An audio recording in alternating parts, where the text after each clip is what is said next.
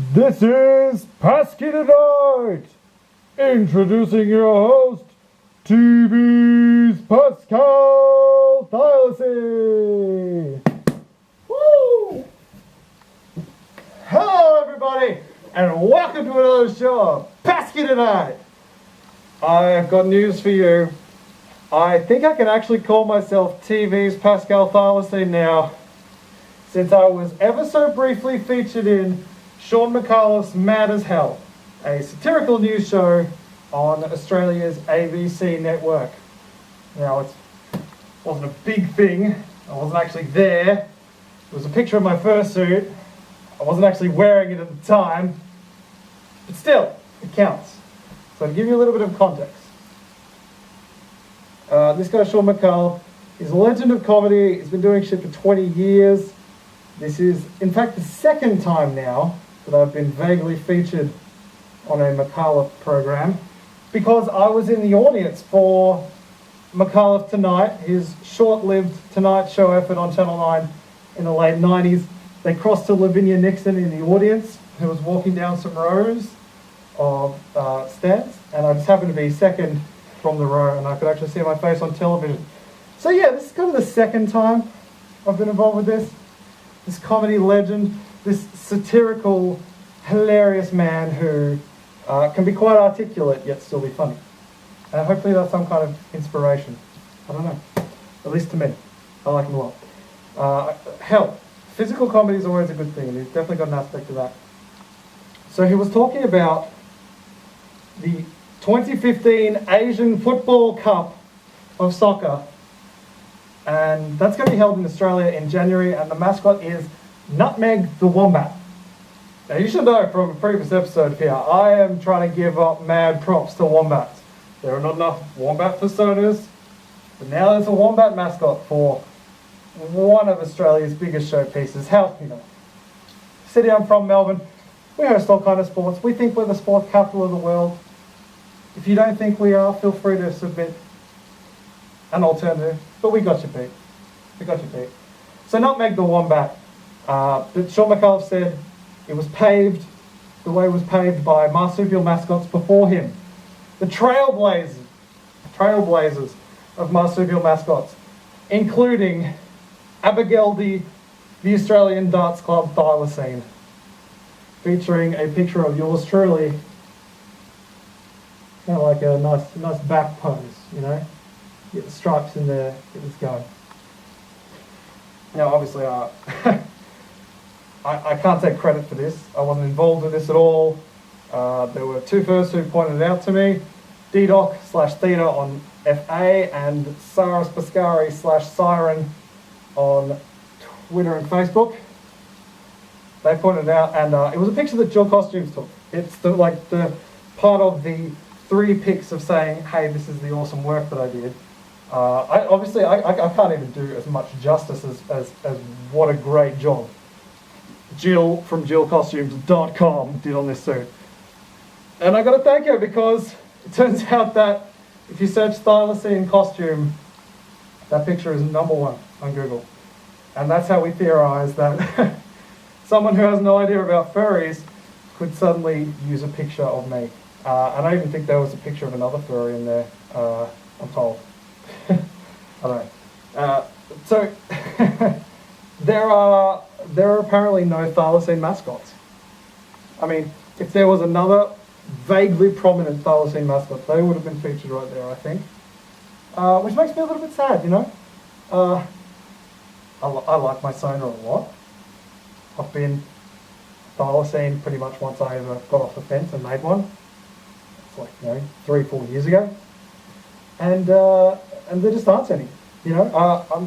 I wonder whether I should be giving more, whether maybe it's not enough that I'm a fursuiter. Maybe I should be a mascot. I mean, I love sports. I'm one of the biggest sports guys that you'll ever meet.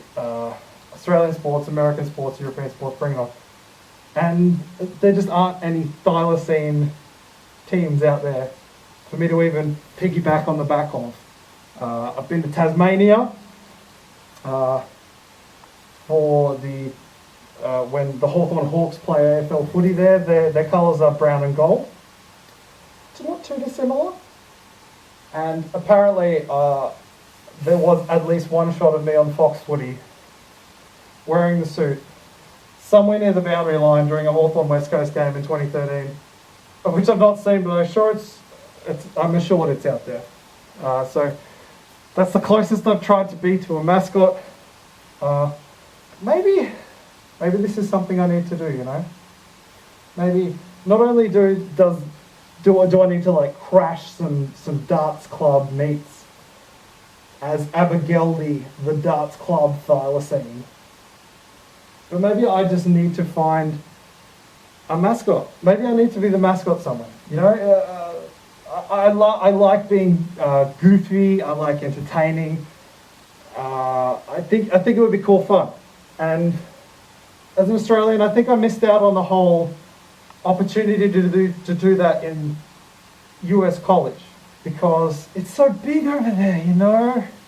There's sports, they get the whole college band, like 30, 40 strong people, and then obviously there's got to be a mascot. I mean, if you've got that many people in a band, you want someone on the sidelines, like, fucking get stuck in, guys, get pumped up.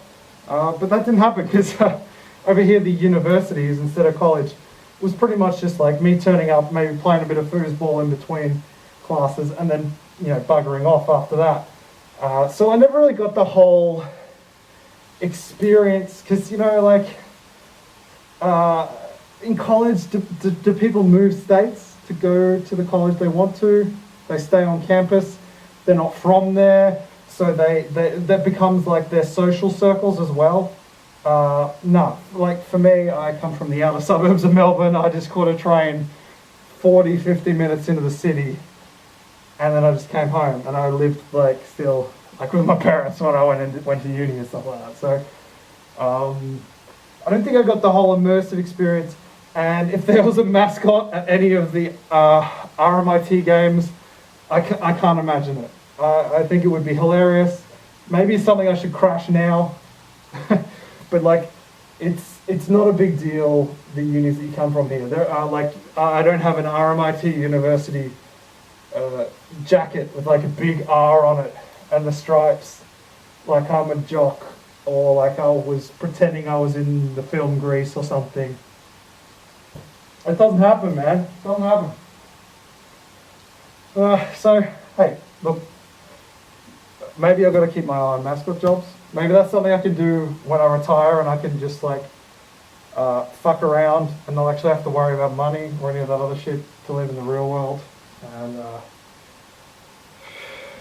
if nothing else, maybe I crash the Asian Cup. Maybe in 2 months' time, in January, when the Asian Cup of football comes to my city, I will turn up, perhaps as Abergeldy, the Australian Darts Club Thylacine, and see if anyone gets the joke, see if anyone gets the reference. 180! See, the only problem with that was, darts, to my understanding, is a fantastic sport because you can do it with a pint in your left hand the whole time. But this is hard because I can only fit bottles in here. If I had a pint, that would be poor mascotting on my part.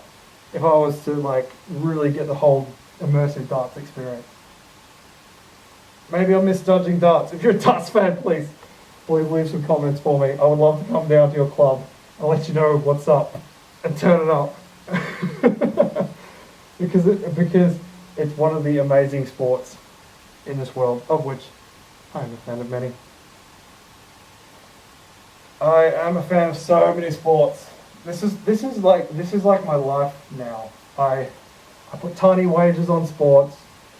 I am now a Melbourne Victory A-League soccer member. I'm a Melbourne Demons MCC member. So I go to cricket games and I go to AFL games, which is the native football sport here. Nearly every night there's either an NFL game or a Florida Panthers ice hockey game that I'm putting on TV because I've got the subscription things for these. This is like my life now. I am so immersed in this world. You know what? I got scared. I actually, like earlier this week, in fact, for this entire week, I've heard a bird whistling outside my house that kind of whistles,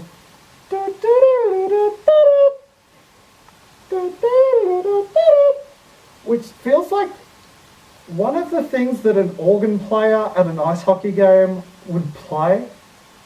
And I'm like, holy crap, did they learn this from me?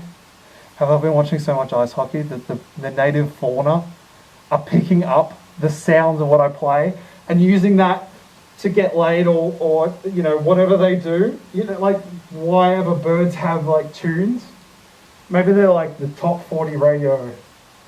They've got some fresh new jingle that they can throw out, which they may have even picked up from freaking things that I've been watching, and I'm spooked by it. I don't care for it. It's too much. It's too much. Cannot deal. But I'll try anyway. So thank you very much for joining me again on Pasky tonight. Can I call myself TV's Paschowl Thylacine? I really want to. Like, maybe I've just seen The Simpsons enough that I want to be TV's Troy McClure. You may remember me from such things as. I'm going to have to work on that, you know. I'm going to work on that. Another news. Why has it been so long since I've done this? You didn't really expect me to be doing this every 2 weeks, did you? Because, you know, pretty lazy.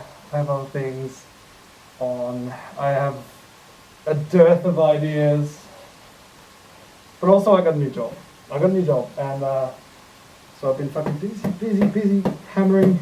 But I had a little piece of excitement on Thursday. We launched our website to the UK. The US is on the horizon. Our CEO's wife is from America. He knows that they're going to go back there someday, and he says if they set up an office, if my business or whatever sets up an office in America, it's going to be in Boston. Boston. I can't even say it right, but I want to. And that's so awesome. I love Boston so much. And I just kind of got a little excited inside thinking, holy shit, in 5 or 10 years, maybe I can go work in America and get like a citizenship or whatever the fuck it is. It's not a green card, is it, if you work there? It's a visa. Right, anyway.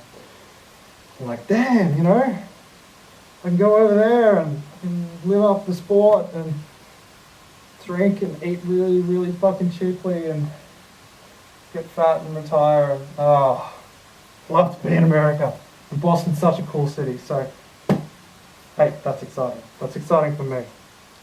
It's also I turned 30, so maybe these two are sort of interlinked. It makes you think how much more I've learned in the last 10 years from how much like more I know about myself and the world and the interplays within it from when I was 20 to when I was 30, and I just hope that doesn't stop. I hope when I'm 40, even though I'm going to be like, you know, old, even though in theory I'm already a grey muzzle and all that stuff now, I can't wait to be that wise and have that much life experience under my belt. Like, that's going to be pretty cool. Hopefully it's going to be really cool. And I'm excited for the future. And if you're not excited for the future, get planning, man. Get onto it, because it could be awesome. And it should be awesome. And you can make it awesome because you're awesome. That's generally the idea, right? I think so. In case my ramblings are too much for you, I'd like to thank tonight's sponsor, Johnny Walker Red, because when you start with Johnny Walker, you end up as Johnny Collapser. Thanks, Johnny. Sometimes, you know, I need a little inspiration to do these kind of things, because seriously, it's like it's the middle of the afternoon. I'm looking in Spotify and I see a song that I previously searched for, 1,000 Miles by Vanessa Carlton, which I distinctly remember looking up on the train because it's like a real piano song, and it's like this YouTube clip of a piano car thing in a Grand Theft Auto or Grand Theft Auto like game, just like crashing into traffic, all set to this. sort of music. It's hilarious. It's not that funny, but poetic in a way. As much as something that you tape off the television and splice edit and then put your music can be. And that was enough to make me think, man, I should cover some songs. It's been too long. I actually used to play, still kind of do play, the bass guitar. I haven't done much for it recently, but if all goes well, I might even play a little bit just after this.